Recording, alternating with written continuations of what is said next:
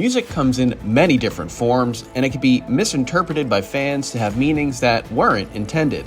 Today we walk through fascinating urban legends, and we find that one of them was actually real. Will we be illuminated by this finding, or will it haunt us forever? Here on Real Brave Live. Musical urban legends. The first one up that we're going to talk about today is Brian's favorite band, the Eagles. Brian? Is it your favorite band? I didn't know that about you. Giving a thumbs down to the camera. I knew you were a big fan. He's a big fan of the Eagles. Nope, no, not. What do they call Eagle fans? Eagle heads? Eagle heads, right, yes. The Eagles, famously from California, released Hotel California. And so the urban legend about this, a theory with lyrical nods to Hell and the Beast. This 1976. You want to play the music? Mr. Beast? Not Mr. Beast. It'd be cool if he could come on our channel and just say Big hi. fan of the show. This 1976 smash celebrates the Church of Satan, the founder of which, Anton LaVey, you're a big follower, right? Yeah. We correspond. LaVey head. LaVey. Appears in the photo found on the inner cover of the Hotel California album. Look up at the balcony. So, I took a gander. And to be honest with you, have you seen this? No. It's a little messed up. If you zoom in on the picture up top, it looks like him a little bit. In the balcony? The balcony, yeah, there's a guy. The balcony. There's a dude. There's all of 4 pixels there. How are you getting Brian out of that? Brian. Doesn't look like Brian. Who are you saying it looks like? It looks like the church. It looks like Brian, yes. Brian from 1976. Yes, I was negative 6 years old. Wow. So, do you see a cluster of cells there? Because that does look like me. Time is a flat circle. Yeah, exactly. Anton LaVey. He's the founder of the Church of Satan. I would disagree. I would say Satan. I mean, what do you think it's true? The whole Hotel California is a nod to the Church of Satan. I mean, if you look at the lyrics, It's wrong. they're trying to be family. The truth is, according to Snopes, because we all go to Snopes when we want to learn something, right? In 2006, yeah, sure. Sure. That it's not LaVey in the photo, but rather a woman hired for the photo shoot. Doesn't look like a woman, by the way. It's definitely not. They have a beard. They have a beard. You're correct. We've talked about this before. It's really about the excesses of American culture and of certain girls they knew. No, they're Satanists. Oh, they're Satanists. They're big-time Satanists. Nobody who is a God-fearing person could have made All She Wants to Do Is Dance. Yeah, right? So there has to be Satan worship involved in some place. Yeah, if you're a Satan worshiper, you're not going to sing Take It Easy, right? Exactly. You're not going to sing Love Will Keep Us Alive. No. Take It to the Limit, New Kid in Town, One of These Nights, Lion Eyes, maybe. Lion Eyes, yeah. Maybe. So it was about the uneasy balance between art and commerce, Kevin. Yeah, okay. Not Satan. No, I don't buy it. Yeah. I think definitely sold their souls to Satan for some stardom. And who could blame them? And beards. Because have you seen these pictures? All bearded? Let's pull it up really quick. Centerfold. Look at that. Wow.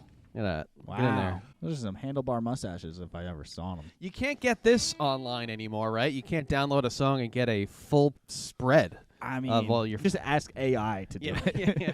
Sure. Brandy, You're a Fine Girl. Ever heard of that song? No. Oh, yes, I have. By Looking Glass? Yeah, Looking Glass. Looking Glass. Yes.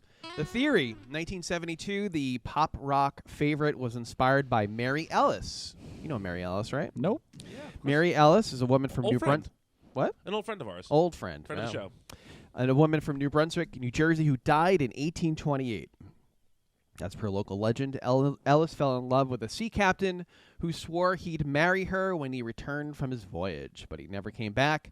Weirdly, her grave now sits behind an AMC Cineplex in New Jersey. Why is that weird? That is weird. It's very weird. Did you see the pictures? No, but I mean, That movie theater is so haunted. Yeah, 100%. Don't even get me started. Don't even get them started. okay. Yeah. Well, if you went to a movie theater and then you saw like a grave, like one grave in the parking lot. It's just one? It's one grave. Oh, I thought it was like a graveyard. So yeah, I mean the lyrics talk about a sailor who's going away. Brandy, you're a fine girl. You're a fine girl. What a good wife you'd be. He never comes back. She dies, puts in a grave. He never comes back. And yeah, that's what the song is about. Did he die too? He never came back. Did he go? Did anybody know about where We he don't went? really know. We have to ask Looking Glass. But the truth is, Why don't we Looking ask Glass Snopes? are from New Brunswick. Guitarist Elliot Lurie claims to have written Brandy partially about his high school girlfriend, Brandy. It's not about this. It just happens to be. And he said if his story is true, it's a remarkable coincidence. Next myth, Dan. The next myth is Strawberry Fields Forever. You know that little Whoa. ditty? My favorite Beatles song. Is it really? It is. Why? Well, I love that it's about John Lennon's childhood. Was it Penny Lane and Strawberry Fields Forever came out on a split 7-inch single, and each was one of the Beatles writing about their childhood. And Paul's is this like beautiful, oh look at there's a barber and a fireman and all this, and John's is this surrealistic thing about the field that was next to the Salvation Army home for orphans in Liverpool, where he used to like sneak and hang out. Yes. And it's so surreal and beautiful and weird. I just love it. It's great.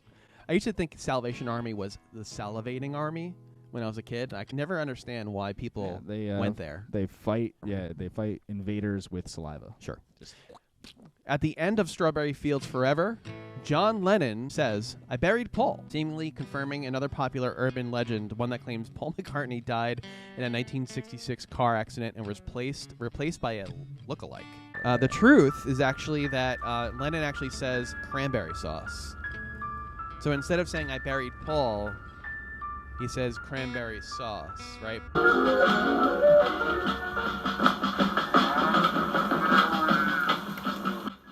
Version it does sound a lot like It does. I buried. Yeah, but like the audio illusion where you can hear yeah. this or that. Yanni or Laurel? I don't know. Am I saying Yanni or Laurel right now? You're saying both. Yanni. I don't get it. You don't remember that? No. There was a thing, like an audio illusion that went around. It was do you remember that? See? It's a thing. Am I wearing black? It was playing, it just played a clip of just somebody saying either one of those things. And it's like the dress illusion. Is it a blue and black dress or is it a white and gold dress? Yeah, I lost my job because of that. You did. Yeah. And then I hired you back. Yeah, it was nice. Ready for the next one? Yeah. You can't wait, can you? I'm kind of... You want to do top 10 lists? No. KISS, the band name as a satanic acronym. Knights in Satan's Service. Yes. Have you ever heard of the rumor that they were actually Knights in Satan's Service, not KISS? It was an acronym for it. The music legend has stood the test of time. Yeah, I mean, they didn't do a lot to debunk that with their costumes and the spitting blood and fire. Yeah, but they were talking about like... I would think if you had the power of Satan behind you, you could write better songs than rock and roll all night. I agree. That's just, just how I feel. Yeah. So even though they look like a bunch of idiots on stage with makeup talking about girls, basically they were not girls. They were not girls, but they were not talking about Satan. And they were not knights in KISS's Satan's Army. What's it? What's the Knights in Satan's Service. I mean, who are we to say who gets to be a knight in Satan's service or not? Maybe I don't really they weren't advertising it, at least. Right. Well, No. maybe they were mercenaries in the. Maybe they were delivery boys. Yeah. Delivery boys in Satan's service. Bliss? No, that's not. Deliss. Debiss. Debiss. It's not even close. Next up. So that was debunked. There's more? Yeah, there's more. And was it debunked? Who debunked it? Children. All the articles. they have said that that's not what their name is. Okay. Well, actually, there's a quote here. We're smart, but we're not that smart. In on the Howard Stern show. I would argue that makes them even smarter to say it like that. Yeah. Yeah. Because people are sitting there like looking through things and going like, well, how can we? What is the meaning behind this? I have nothing else better to do. They were one of the bands that PMRC took umbrage with, right? Or was that pre-PMRC? What's PMRC? The Parents Musical Resource Center. Oh, from last week, Yeah. right? They probably yes. did, I'm sure. Yeah, they were standing on stage with like spitting blood. You ever seen Detroit Rock City? It's a great movie. Oh, yes, I have seen Is that. Corey Feldman in that? I don't know, but I'll take umbrage with half that sentence. It's a movie. That's what I said. You said it's a great movie. Oh. It's a movie. I don't know. I mean, it was great to me when I saw it at like 11 years old. Shows it was like PG-13. That, like, I was last year. 13. Kevin, you want to do the next one? Yeah. So the next one up, Charles Manson wrote a song recorded by the Beach Boys. Oh, wow. Yeah, so supposedly... In what capacity am I doing this one? What? In what capacity am I doing this one? He just meant you want to move on. Oh, okay. Oh, I gotcha. My laptop's dead anyway. I was asking if you wanted to move on. Oh, I do. Okay. Okay. So Charles Manson wrote a song about recorded by the Beach Boys. Sorry. All right.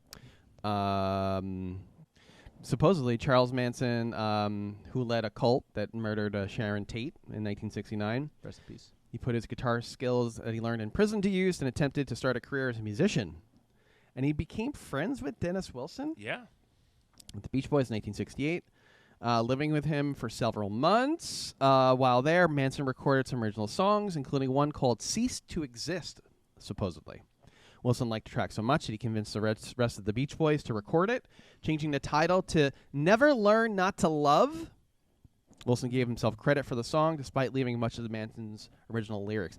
Is that true or false? It's probably dead accurate. True. It is 100% true. It's true, yeah. It was 100% true.